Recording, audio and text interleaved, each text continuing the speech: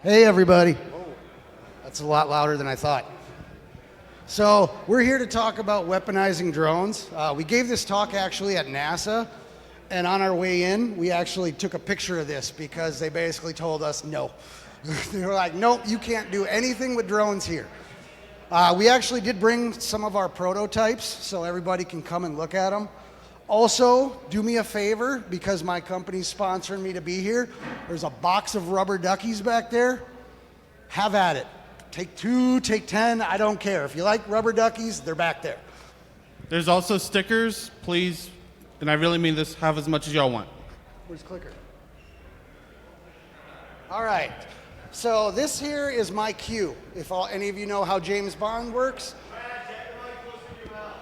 Thank you, Rob. Is that better? All right.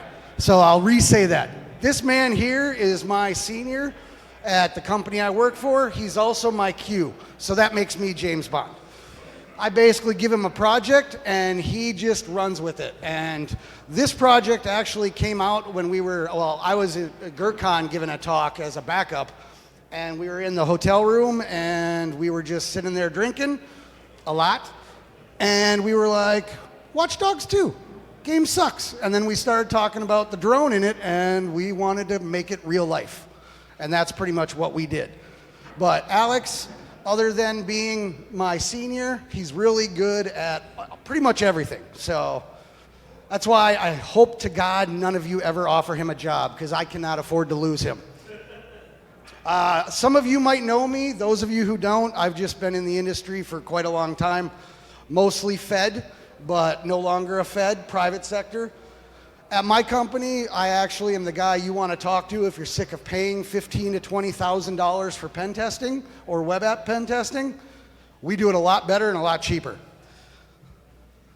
But basically, like I said, we were at SecretCon just having drinks, and the Raccoon Squad was basically created. That's me and him. He's the brains, I'm the beauty. Yeah, this is just a slide about Watch Dogs 2. If any of you have ever not played the game, it's pretty bad. This was our slide deck for Canada. He's wrong, by the way. Watch Dogs 2 is an amazing game that has some really fun themes in it. Don't listen to him.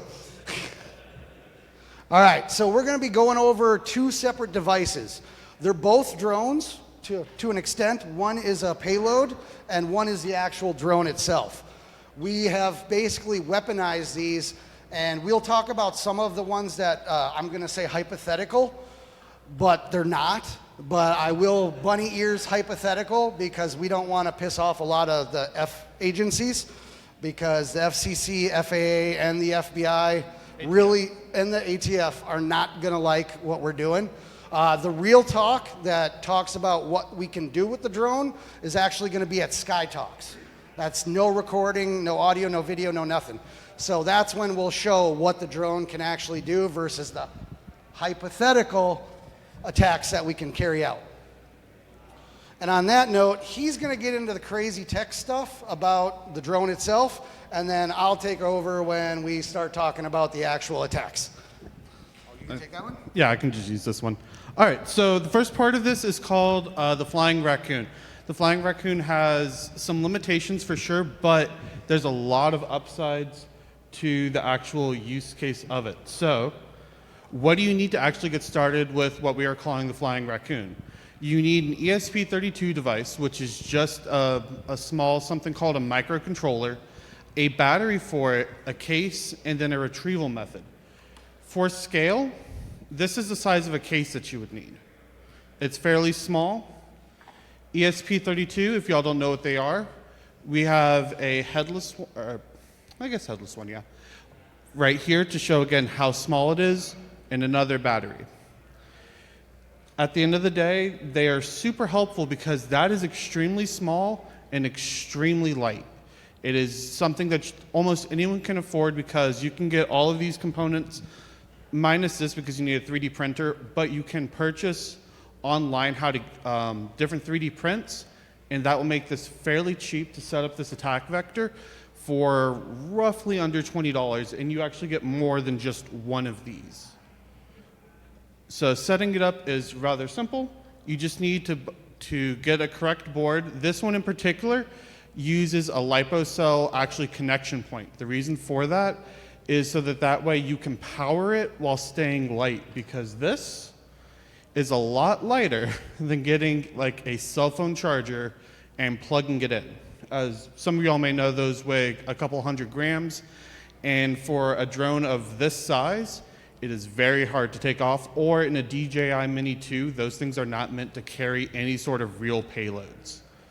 So the next part, which is a little bit difficult, is actually flashing this device with MicroPython. We'll go over a little bit later why we use MicroPython versus something like Arduino or C, but to keep it simple, it makes some attacks that you can't do on Arduino really easy. The last part is, again, powering the device, and it is really simple. Quite literally, all you do is you get the battery,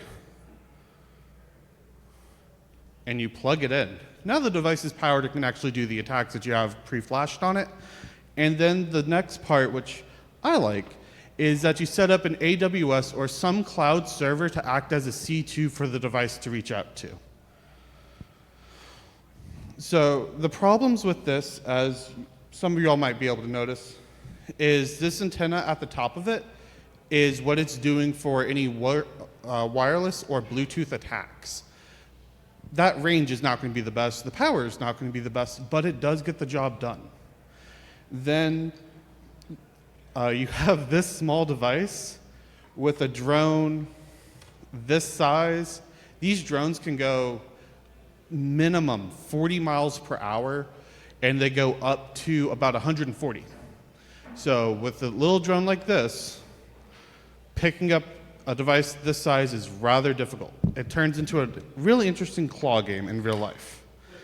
And then the last issue with this is this ESP device does not have control, or does not have a lot of different tools made for them, because they're not even really ARM devices. This is just quite literally a stripped down version of Python. So if you wanted to use Responder or different other man-in-the-middle tools, C2 frameworks like Cobalt Strike, you want to get shells with Metasploit, it's a lot harder because you're limited with this.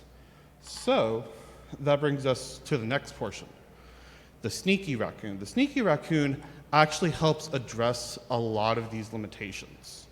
And because of that, those limitations that are addressed, it also has more difficult things you actually have to deal with. So first off, you need an FPV drone that can actually support the weight. This device, or this 3D print, it's just a box. You can actually put a rather large charger, essentially, battery pack in here, and then you put a Raspberry Pi or an SDR, for example, and now you're flying around with a pre-programmed box. We do have video of it, so we'll be showing really that. fun. That's about the gist of it. We'll show you the video. We can't fly it indoors. Yeah, no one wants to have a drone this size, and it's actually a little bit bigger because it's not including the props, flying to your face. Ask my dad how that feels. He does not trust me with drones anymore. But this is the rough size of this package. This makes a lot more sense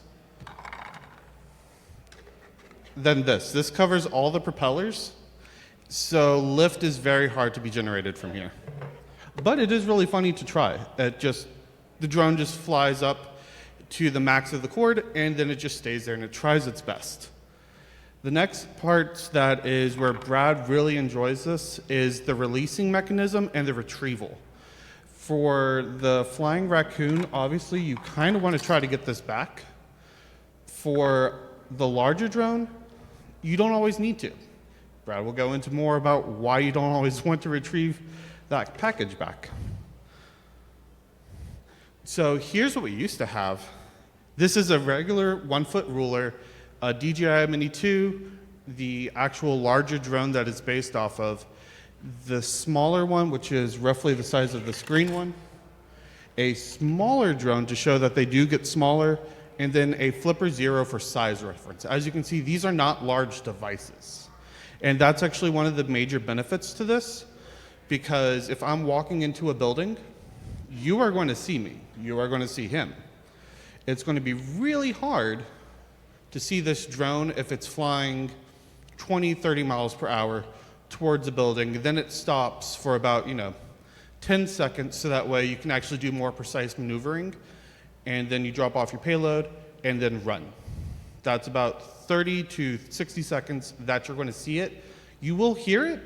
Unfortunately, we don't have audio of it, but you will hear it. But again, you have 60 seconds to find where it is and then see what it dropped off and then try to recover it before it's done its job, which is a lot easier said than done, especially if you don't know what it sounds like and you just hear some bees for a second. So, as much fun as it was showing y'all this, here's what it actually looks like. It does fly. Yeah. It does fly. It doesn't look like it's going to fly. It's real janky, but it does fly. And the best part about this is actually each propeller with their motors have clear line of sight below it, so it does generate a lot of thrust.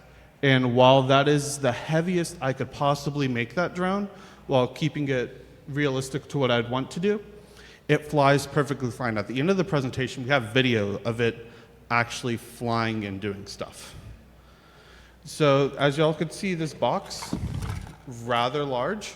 The reason for that is because we actually put this, I used it to power Raspberry Pi when I was doing the CEH.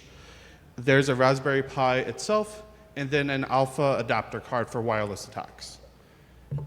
It is a pretty decent size, so you need a rather large box. The retrieval method that I'm a huge fan of is something that is very easy to find online. Amazon actually has this exact package for about $15, $20 for a gift drop-off box for a DJI Mini 2, and it has a really nice, I believe, remote frequency. I haven't been able to hijack that signal, but the short of it, you click a button, this gear goes out, you click another button, it goes back in, and that's how you drop off stuff. It's really fun, but doing a claw game in real life is understandably a lot harder than it is in those machines. So setting up the Sneaky Raccoon is a lot, there's not too difficult, but there are things you have to be aware of. First off, you have to ensure the drone is operational. As you saw here, there are multiple points of failure. The biggest one that you don't find online are these actual propellers. There is a screw that keeps those on. You cannot have it too tight because then it will not allow the propeller to spin. But if you have it too loose, the propeller will fly off and then go really close to a kid's soccer practice 5 times. And thankfully it missed every time. And then I learned to go to a different field. The next portion, which if you've never worked with LiPo batteries, it doesn't seem like a real issue. This battery, it can get very hot. If it takes any damage, especially along this piece right here, while it's flying, the battery will catch on fire. And it hurts when you touch it, just as a heads up. It's also very scary to see a battery on fire because at this portion, it's not bad. When it gets here, you actually have to call the fire department because that is, in some ways, a bomb. And they don't appreciate that. So thankfully, I've only caught this portion, which is why it is in between those wires, so that way you are not actually at risk for setting it on fire. One thing, when we were giving this talk at NASA, one of the guys came up and he's like, why don't you use the batteries out of e-cigarettes? So we were thinking about actually taking all of those, since they're a lot smaller than that big honking thing that we have attached to it, and somehow rigging it together to then power it so that way we save some grams so we can carry heavier stuff. Thinking of it also is a very strong word. We actually can do that. I've done it. It's not as stable because, no, actually not. The issue is because you have to secure it on here. So you can kind of see that's Velcro strapped at 3 different points. If you all seen e-cigarette lighters or the e-cigarette batteries, they're cylindrical, and That's great to roll around, and when you are vibrating and flying at 20, 30, 50, 100 miles an hour, those can move around, and then if they have any impact, the default adapters actually, they will pop out. Whereas I've crashed this one, as you can tell by the propellers, multiple times, and it just gets back up. Unless you hit a tree branch, and then this comes off completely. Or your leg. Yeah, but the leg one, it just cut up my leg. That was fine. Going the wrong way. Oh, my bad. All right. So again, all this is the important part of making sure the drone itself can actually fly. The next portion is technically a lot easier. You're preparing the actual attacking components. So let's say you have a Raspberry Pi that's set up to do war droning, which if anyone doesn't know what that kind of is, it's where you drive a drone around and it captures wireless data's like Wi-Fi access points where their ranges along with the signal, their names, and a bunch of other characteristics. Setting that up to actually fly or different packages, you have to set it up beforehand because you're strapping this, again, on a drone. You're not really interacting with it, but we actually have a way to set it up to communicate after you've already deployed it, which we'll talk about a little bit later. So there are really fun attachments for that as well to bypass the prepping portion, but then attaching it, I'm a big fan of Velcro and zip ties. It doesn't look the best, but let me tell you, it makes sure it stays on. Then powering the device, again, you have the LiPo battery, those large ones for the drone, and then you have the other battery for the actual Raspberry Pi. The reason you want them separate is because the actual drone, it uses up a lot of power when you're actually flying it around, versus the Raspberry Pi, it's nowhere near as power hungry. So if you have separate battery sources, even if you turn off the drone because it's on standby, you can still have the Raspberry Pi powered, and it can do things for a lot longer, and then you just turn the drone back on, and you can retrieve it if you're using the Sneaky Raccoon platform. We're actually trying to figure out how we can attach solar panels to it so it can basically stay powered longer. Yeah, because the average flight time, if I'm not mistaken, is anywhere between, depending on your flight intensity, if you're doing really cool tricks like flips while you're having these, we actually do, not on this slide, but we have video of me actually doing flips while these components are on, because it's a really cool stunt hack. Yeah, we got labeled a stunt hack at B-Sides Vancouver.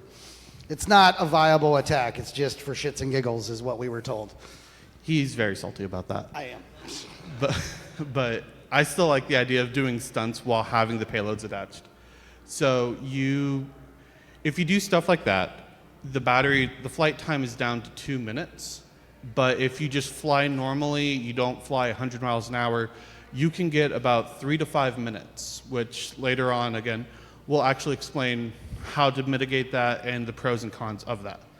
And then the last part of setting it up is the remote access technologies. There's many different options. I'm a huge fan of these. This is using a protocol called LoRa. To keep it simple, they're pretty much an out-of-band communication method that you can use to set up, for example, phone, Raspberry Pi, and they can connect via Bluetooth or a serial connection. So that way you can do communications and you don't have to worry about pesky data loss protection systems because they're not going across the network. They're going over the air in an encrypted channel, which is a lot harder to track. And then there's also cellular, which is also really fun and surprisingly simple to set up. So the challenges with the Sneaky Raccoon, if any of y'all have looked at the FAA regulations for Part 107, there are a lot of problems with it. So for doing this as a legitimate service, there are waivers you can get. It is not the easiest, but it is possible until you attach stuff. Well, you can attach stuff, but if you tell the FAA, hey, I'm doing an unsanctioned penetration test to break into a building, they're going to tell you no. Just spoiler alert for anyone who hasn't tried that. they actually will reject your waivers if you don't give them a lot of details. So this is do it legally, but a lot of these actual attack methods, you're going to have to be aware that if you get caught, you will have fun with the feds because it's not a state issue. The second you take off, it's federal level. Other issue is flying the device. I don't know how many of you are familiar with products like DJI. DJI has flight mechanisms that it'll more or less fly for you. And all you do is make your micro adjustments. If you want to go higher, lower, zoom in a camera, zoom out. The reason why these are so cheap, because this whole thing can be done for under $1,000, even this high-end portion is under $1,000 is because you are manually flying this thing. So flying the device is not as simple as it sounds. You are actually advised to do 20 to 30 hours in a flight simulator, which it sounds intense. You go onto Steam, you buy a game called Liftoff, and then you play that for 20 to 30 hours. It will take you roughly that long to actually get the drone to get off the ground, fly a path, do some cool little tricks, and then the roughest part, land it. I can attest to this. I bought one of those Chinese off the wall, basically a cheap Chinese version of what we have here. It's like $100 or $200. I flew it up and it flew back to the manufacturer. It just stopped talking and it's like, nope, bye, and it flew back to China. I couldn't find it. I looked, I drove all over with my quad. It literally just flew so high and went bye. So I would highly suggest doing what he said in the liftoff program, because I did not do that, and again, I lost a $200 drone. And the funny part is, to get started with this, there are actually packages from a FPV provider called Beta FPV. For $200, you can actually get a drone, a actual correct FPV controller, and the goggles. So you don't have to get started. Technically, all you need is a controller because you really do need that flight simulator first. But after you have experience, getting started is actually really cheap, which is really nice. But the last issues are recovery. Again, these are small. If you are in an open field with grass that is about 2 to 3 inches, and some of these devices don't beep or make any audible detection for finding them, they are really hard to find in a field. That's actually how I lost a couple of the props, because the props don't beep, and it's really hard to find a black propeller on brown dirt and green grass. So, recovery when you lose them can be hard, but if you get video signal, you have a better chance of finding it unless you lose it in a tree. Trees are really hard to find drones in. Again, ask me how I know. The last portion that is the issue with it is the battery life. As mentioned before, the battery for even this large one that I showed, it is not forever. You are not going to hover it like it's a Predator drone on Call of Duty. It is, you're going to go, do what you need to do, idle, and then come back. And you'll have a little bit more flight time, but you want as much time as you have, because if anything goes wrong, then again, you have a roughly half a pound, 1 pound device that is flying at 40 miles an hour potentially, and you don't want that crashing into somebody, because it makes stealthy operations really difficult when you have to go recover a drone and it crashes into somebody's head. They tend to hold those devices and want to beat up the owner. Thankfully, I don't know that one from personal experience. So for the more technical aspects of the devices, Flying Raccoon, why MicroPython and why not Arduino? Arduino is really cool. It's, if I'm not mistaken, it's essentially a C-based language. I believe C++ specifically. But Arduino does not actually allow you to do something called an evil twin attack. And the evil twin attack, at a very, very low level, you have to copy about 4 different things. You have to copy the actual way, the name of it, called the SSID. So for example, if you have it like IoT as your Wi-Fi hotspot, You have to copy the name.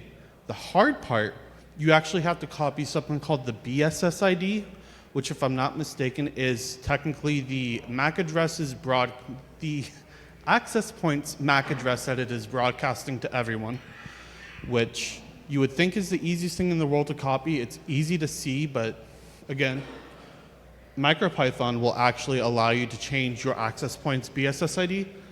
Arduino, when I tried it, I actually had to look at the source code to find out what the error messages were. It did not work. It was saying, hey, we can't do this. Even if everything is offline and you're trying to initialize and you've never initialized it before, no, you're not doing it. Versus MicroPython said, hey, you want to do that? Cool, I don't care. Here you go, here's what I was. You want it to be dead beef? Cool, here's dead beef. It looks really funny when you actually see it on another device saying, yeah, its BSSID is dead beef. And then MicroPython has other things too where it's Python. For those who don't know, Python is an interpreted language, which means I don't have to make 15 binaries for it to do different things. I can just say, hey, right now, here's payload number 1. I can tell it, cool, now I want you to start broadcasting, a Rickroll on your SSID. You just tell it, hey, go here, write it into your loop.py, and restart yourself. When it goes past initialization, then you're good. You can it'll start doing that, and you don't have to recompile things. For the Sneaky Raccoon, it is using essentially Kali with an ARM64, which has way more tool supports for like aircrack-ng for those who like to crack actual Wi-Fi password, Kismet for more wireless, BetterCap and Responder for man-in-the-middle and things of that nature. So for the attack strategies, more attack strategies, why does this matter? So for me personally, I like ward running. I like getting one of these, putting an ESP32 and a GPS module, and now I have GPS coordinates, time, and locations, and I can actually make a heat map of every Wi-Fi, their ranges, where their signal strength is, so that way I know where I want to deploy a little evil twin. The attack strategy actually for the Flying Raccoon is to set up a captive portal that is pretending to be a Wi-Fi extender saying, hey, you're at the edge of the range. Do you want to connect to actual Wi-Fi? Cool, please give me your password so that way I can send it, I can authenticate you, and now you actually have access in this dark parking garage. Because if you actually want to try to capture a handshake and then crack it, sometimes that's not a real plausible idea because the Wi-Fi password is very complex. Then command and control, which I alluded to with the C2 for AWS, you can have AWS hosting Python code, and every time it reaches out, it says, hey, write this. And now I can change the functionality from being a captive portal to being an actual shell to whatever else I need. And then recovery of it, it's really cool that, we have this little device, but I need a way to find it better. You can do from a scene in Batman in the Dark Knight, where it says, all right, cool, we're done. I'm going to pop a balloon, and now I have a balloon on a string. I can get this drone, and it is a lot easier, instead of getting a little magnet, to have a balloon, and I fly the drone to hit the actual balloon, and it grabs the balloon with a string, and it flies off. It's going to look really weird when you're running away, but also really cool if you know what it's referencing. And then while this is our attack strategies, there are other people who've actually made ESP32s do weird things. For example, PMKID capture, that's a really fun technical way of saying capturing handshakes to crack passwords. Deauthentication attacks that Brad's about to get into, that you can do some really fun DOSing attacks, because some actual security companies use Wi-Fi connections for their home security systems. If all of a sudden the device can't go in, oh, okay, sorry. Brad wants to talk about that. Well, I just want to point out that deauth attack, he actually took down my entire network just yesterday when he was at my place. Like, we were testing it because we got other attacks that, again, we're going to release at Sky Talks. And for some weird reason, he thought it'd be really funny to knock down my entire Wi-Fi when I was playing games. So I was not too happy about that. We'll get into the attacks a little bit later. Oop, crap, what did I do? Sorry, what? Yeah. I did not think it was funny. No, he did not. And it was actually, I also threw up another access point. I picked a random series of numbers, IoT 42069. Random series of numbers. Don't look deeper into that. So one of the other things with this, for most people, y'all may not realize, for a drone to be flown in the US without the new laws that are going into effect soon, you just need to have a drone under 250 grams. If you do, you are not required to register it with the FAA unless you are using it for commercial purposes. This, with actual box and payload in hand, is under 100 grams. You don't have to register that with the FAA. So you can have a drone that no one technically knows about, and you can do these really fun attacks without having to worry about anyone interfering with your business. And also, again, this drone is really small. It is a lot easier to go land this in a, let's say, a bank, go clone their Wi-Fi, break into said Wi-Fi, and then do whatever you need to do for your objectives, then fly the drone out, then having a person manually walk into said bank, drop a device, walk out. I was just going to say, how many of you guys are pen testers? I got a few. How many of you specialize in physicals? I got one, maybe two. So this is why this came to pass. My forte is social engineering and physical break-ins. And on average, you have to run two-man teams because if you get burned with one, at least you have a backup. There's multiple times I didn't have backups, and trying to go in and drop a box for my C2 inside their network, it's a butt pucker moment because you're trying to tailgate in or you're trying to just lie to get in. This way, we don't have to. I can just fly it. Well, I can't fly it because it'll fly back to the manufacturer. But he can fly it, and then I don't have to risk, getting burned by the client right away and then the engagement being over. I've had a few that went that way, and that was the brainchild of how to basically do it without getting busted. And then there's other applications for that too that really do need consideration. For example, if I go up to a person's roof, I'm going to look suspicious unless I have like a vest on or something else for pre-context, but that might cause issues when I'm walking into a building. This drone doesn't care. It prefers the roof. I can land this on a roof, and it's going to be really hard to find it. Or let's say it is a 20-story tall building, and they have those really cool signs, and it's 20 floors up. Who's going to think to secure your devices from the windows outside of 20 floors? Well, this drone can fly up to 20 floors, land on their sign, drop the device, and then come back. It's going to be really hard, even if my device is just beaconing. And their security team knows. They're going to wonder, how on earth is there a device that's compromising us 20 floors up? And even if you have a signal tracker to determine the strength of the access point, they're going to go to a window and wonder, what on earth are you talking about? It's at this window. So that's a lot easier to do than have someone scale the side of your building and call the police for doing hardcore parkour up a building. And I'd rather our team members not risk their lives like that. I've done it one time. I hijacked one of those window washing machines, and I was able to get into a building that way. But again, butt pucker moment. You're 20, 30, 40 stories up, and you look down, that's pretty scary. So again, I don't have to go anywhere with this thing. He just has to fly it. And then the final portion is, let's say you did want to fly 20, 30, or climb 20, 30 stories up and lay the device there. Well, you're not staying there the whole time. Eventually, you're going to have to recover it. So you get to go for round 2 and hope you don't get burned again.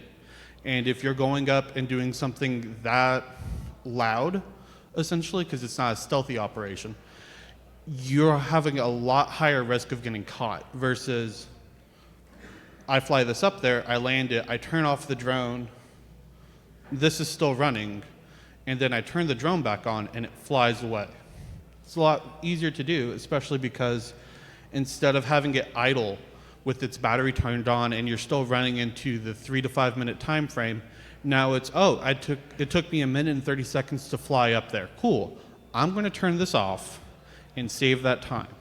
Then I'm going to turn it back on again, and now I have 1.5 minutes to 3.5 minutes to actually fly out of there. It makes recovery a lot simpler versus, again, going to this weird spot and then going back. So looking to the future for this, there are a lot of things that we want to do. I have it, it's not in a state where I'm proud to present it. We actually have a different version of this that's extremely creepy. Do you want to talk about the extremely creepy camera part? Those are coming up, those slides, don't worry. Okay. So we actually have a camera that links back to a local web server. So cameras in this box, very, very similar, except there's a hole so the camera can obviously see out and hold a battery. It links back to the actual drone that has the Raspberry Pi server on there that actually is capable of storing the video, and we have a strong enough Raspberry Pi that it does basic computer vision, so that way it can actually track people coming in and out, and it can set up its own low-key version of facial recognition that allows us to do better reconnaissance and data gathering, because we can say, oh, at this entrance, Brad walked in at 9:05. Cool. Brad, for some reason, stood outside for 10 minutes at 12:03 at that door. What on earth is happening at that door? Brad came out and 3 other people I can't identify. Then at 11:13, he walked back into the building along with all those people. If you aren't familiar with that, that probably means Brad was taking a smoke break and 3 other people were doing that as well. Yeah. So here's all the fun, nice little attacks that we can do. Like he was saying, we are trying to do AI ML for facial recognition. That one's going to be key for the next one. And what it is that it's a crazy video that I saw online that I wanted to make it come true, where I can take a picture of, let's say, Mike back there. Mike's one of my old employees. Hi, Mike. I take a picture of Mike, and I tell my drone to go shoot him in the head. We have the capability to outfit this thing with an actual round and take out somebody. That's one scary part. We talked about the SDR. He had that on the previous slide. I myself am an immunocompromised individual. I have an insulin pump, and if any of you know how that works, they all work off of a frequency. Well, the fun thing is if I can capture that frequency and replay it, I can dump the entire vial of insulin. Like that. Or a pacemaker. I can stop someone or make their pacemaker move. We just have to be able to capture and replay that.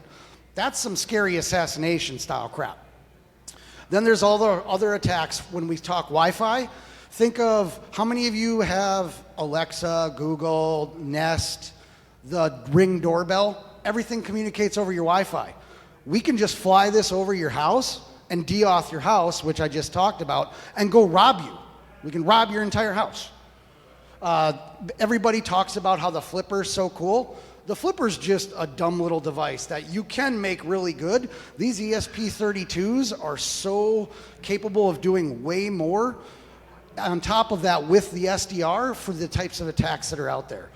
There's the Wi-Fi jamming. And the great thing is you can't protect yourself against these things.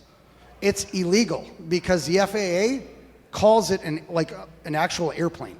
So you cannot de-auth our drone. Like you cannot, about the only thing you can do is get a fire hose or a shotgun. And even then, you're technically doing something illegal because you're tampering with an actual flying device protected by the FAA. So for legal reasons, the purpose of that is you are actually hitting a aerial vehicle. So you can't really harm the vehicles. And then to go for a shotgun, again, it's flying 20 miles an hour and you shoot a shotgun in the air. Let's say you have perfect aim and a pellet or 5 hits. What about the other 15? You kind of can't shoot that. And then the water hose, the operator just needs to fly a little faster. So. One thing that we're going to try and do tonight that I really, really am excited for is turn our drone into a bomb delivery system on a budget. So after this, I'm actually going to the fireworks store, and then I'm buying a whole bunch of fireworks, and we're going back to my place, and we're going to try and do some real life, like blow stuff up with our drone. For legal reasons, this is all being done in Minecraft. Hypothetical. What's the next one? Oh, yeah. The impact of actually weaponizing these things, yeah, you got to look at your ethical reasonings. Like some people, me, I want the FAA, FBI, or any of those to come knock on my door. And ATF. And tell me that they want to buy my tech. Like, I would love that, but there is some ethical things behind it, and he's a lot more ethical than I am, so this is the slide that he wants to talk about. So it's super fun that you can do that, and there's a lot of really fun things. My favorite one that I would love to do is put a flamethrower on one. I don't have any real reason, but I like fire, and the drone can, some drones, not these, can actually support like different weapon systems of that nature. But again, you're carrying a flamethrower on a drone. So it is a little bit difficult to actually do that safely. You can legally do it, you just need to have about 5 different waivers, and also the local fire department needs to know why you need a flamethrower. He has it a lot easier because he lives out here. I live in the city in Dallas, so I don't need, they're never going to approve a flamethrower for me, because what am I going to burn? The tree next to the house and cause a giant fire in my neighborhood? No, I don't get the approval. But he gets it so he can clear his land. There's also a lot of issues with, if you keep it under a certain weight or you get larger motors, you can carry more stuff. And then all you have to worry about is balancing. And if any of y'all know how center of mass work, or center of gravity works on a flying device, if you keep it right here, where most of the weight is anyway, as long as it doesn't move around too much in transit, you're pretty good. So you can, for example, mount a second system on here with a camera that you can turn and actually aim devices. Yeah. Jump forward. Do you want to talk about this one? Oh, yeah. This is all you. You want me to talk about this one? Yeah. All right, so the one big one that I like talking about here, to be honest, is the anti-voyeur laws. If any of you have ever played with a drone, you know there's actual, recording devices on there. Someone, a pedophile or any other creepy dude, could actually take what we're doing and turn it into something not intended to like blow people up, more to like actually do privacy and spy on people. So that's one of those ethical and legal things that you have to take into effect. The other ones, honestly, I'm just going to jump forward because I want to show you the drone, and we got like 5 minutes, and this is a 2.5 minute video. But this is, oh no, I didn't mean to shut it. There we go. Play, no, play. Crap, I clicked it. So this is Alex doing this. Like I said, every time I touch a drone, it flies home. But he's actually going to drop off the live package and do the retrieval method that we have. It's not the greatest, it's just magnets and a lanyard, but for proof of concept, that's kind of how we were able to do it. We didn't have the Amazon gift dropper yet, right? No, that is you. Oh, that is the one? The cool things about this, though, anybody can do it for cheap. You can get the drones and the parts and all this stuff for really cheap. This is actually using a DJI Mini 2, which at the time, it was about $200-300 without getting insurance. And this is when I'm actually retrieving it, which is going to show a really fun claw game.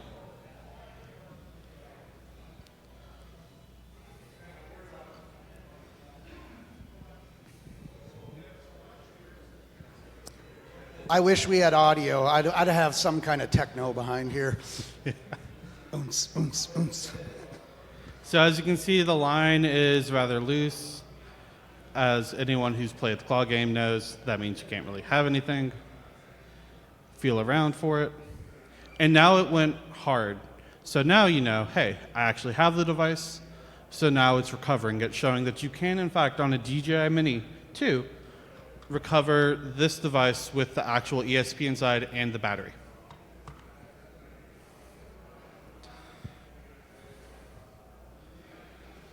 And then just for the DJI Mini 2, as long as you're 250 feet away from it, you actually can't hear it. And that's assuming you're in a dead silent neighborhood. If there's any noise, you don't hear it. Oh, there's audio. So that's our actual live package. It's the whole shebang. And he's not even flying it that fast because of all the trees. But that has both the Flying Raccoon and the Sneaky Raccoon on there, the entire battery pack, and look at how quick it's going. I mean, it's like nothing.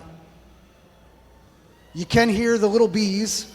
We would like to try and make it more stealthy, but any more stuff we add on it also will probably negate some of the performance that we have. So I'm actually really impressed. Y'all couldn't hear the audio, but there was actual audio on here, which is unfortunate that y'all couldn't. But one of the big things is where it is now, it is not that loud. The loudest, where it sounds quite literally like bees, is when it was coming close to you. But the further it went out, it got very faint. And again, all these scenarios that we've actually recorded in were in absolutely quiet, no sound neighborhoods. If you're at a street or even outside, you will have noise typically in a busy area or in even non-busy areas. Cars make noise, people make noise, just infrastructure of a city makes noise. So it's a lot harder to tell, hey, there's a drone here, unless you know exactly what you're listening for, and then finding it is a completely separate challenge. The only goofy thing about this is watching him put the goggles on because he flies it with a headset. So that's the only goofy thing about this, because watching him just like, and he's got this big old goggle on, that part's actually quite funny. You can barely see me, but there's me in the background and my little head right there that actually has the goggles on it. Oh, and that's it. At 50 minutes, look at that. Any questions? Oh, we will be providing like this is for Sky Talks again, but we're going to have GitHub with all our code on there to actually weaponize your own, and we're going to have links to the actual devices so you can just go and click on it, purchase it, and build it yourself, and put it in your weapon arsenal for the physical guy back there, or any of you other red teamers that want to just play around, or any of you other nefarious people that just want to like turn it into an assassination drone. All right, I saw somebody raise their hand. So I was curious, you mentioned that these drones are protected flying vehicles by the FAA. Does that apply to unregistered drones too? Yes and no. So the fun thing is they are technically unmanned aerial vehicles.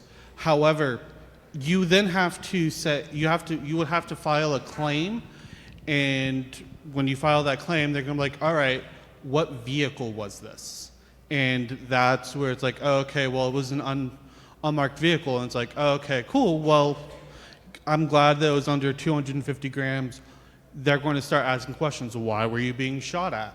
Why did you let the shots land? And things of that nature. So it's usually best just to fly it either out of way of danger or just acknowledge if you're doing something that may be a little bit more seedy, that you're going to lose the cost on that.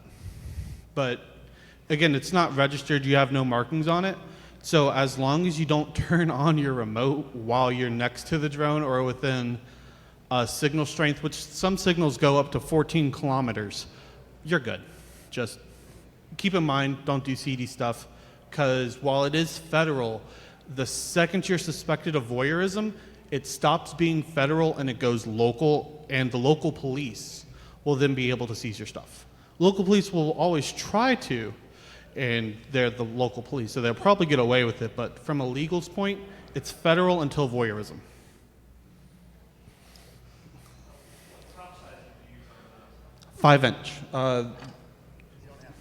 This one is 5-inch prop, and this one is a 88 millimeter. Oh.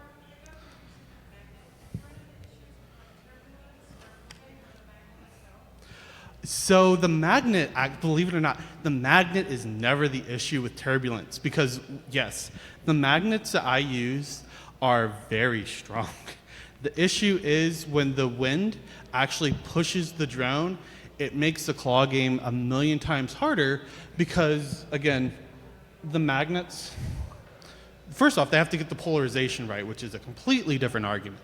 But they have to be about this far apart for them to connect. So once you actually get the connection, turbulence and wind speed don't really play into effect, but it definitely plays into effect when you're trying to get them to connect. Yeah, the grabbing, that jolt can definitely offset your drone a little bit. Yeah. The which mechanism? Oh yeah, so it's you're just putting different payloads. So it's different programming languages. So for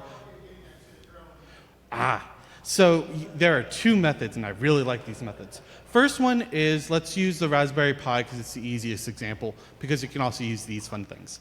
So you burn the device, you do it beforehand. So for Raspberry Pis, you can use SSH, you can use VNC, or you can just plug it into a monitor and you set it up before it takes off. So that's if you're just trying to do a one-time shot type of thing. And then you can actually have, with the evil twin portion, it's the coolest thing. So you get the device to go onto a target Wi-Fi by giving them the passwords. Then the device reaches out to GitHub or an AWS C2. Then you can actually give it commands to say, hey, download this script, or go here, and then your actual device will, it depends on how you program it. That's at your discretion. You can actually have it download stuff, or you can have specific payloads, essentially payloads saying, hey, I want you to continue this attack. Now that you're connected, run responder. Or, congratulations, you got in. I have my proof of concept because you told me what the actual password is. That is the end of the legal engagement. Start beaconing. So it's essentially however you decide to set it up for ESP. It's as simple as just hosting a Python program and telling the original program, hey, whatever you do, go see this. If you see it, download it and restart it.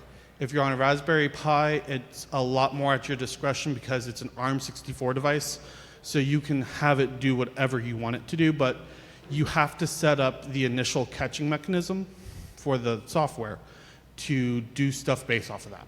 We can do it over cellular, and we have, like Wi-Fi that we can communicate with the device too. The Wi-Fi, again, you got to be close versus cellular, not so much. And we can just send commands to it. Like we want to be able to have it fly and, like he said, shut off, and then send it a beacon to turn back on and then fly away. Any other questions? Oh.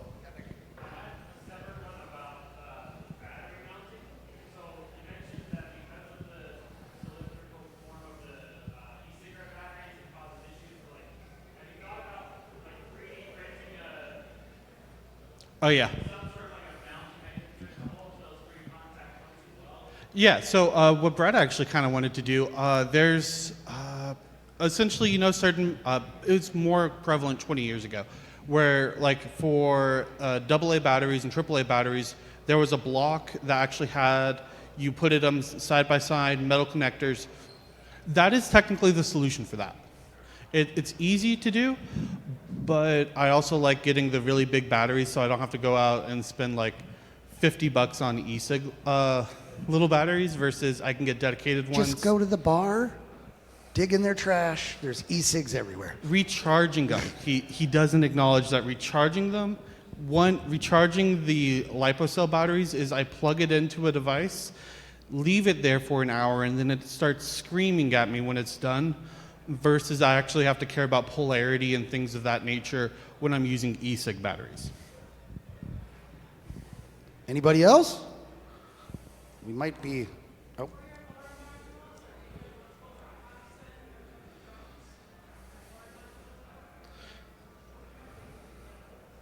So the LoRa modules are really fun.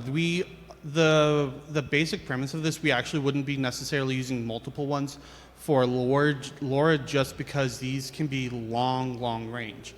My understanding with LoRa and the testing that I've done is it's a line of sight limitation with a little bit of barriers allowed. So the general idea is we put one on there, we put it up somewhere high, like on a 20-story building, and then I have this on my phone, so that way I can see the building, and then I can text on my phone, hey, do this, and it says back, okay, cool, congratulations, this worked. No, it didn't work, what do you want to do now? So you can do multiple, and if you do multiple, actually, you can create a mesh network, so that way you can get much longer range, because I can go from here to here, then I can set up another device here on there. So for example, a municipality's water tower, put this on top of it, people typically don't go on top of that, and now wherever the water tower can see, I technically have a communications chain with these devices. Any Anybody other else? questions? I'm going to go with no. All right, well, Well, then we are done. yeah. Thank you, everybody. And if y'all have more questions, I have cards, I'll put them somewhere, and y'all can reach out. That includes our GitHub and stuff.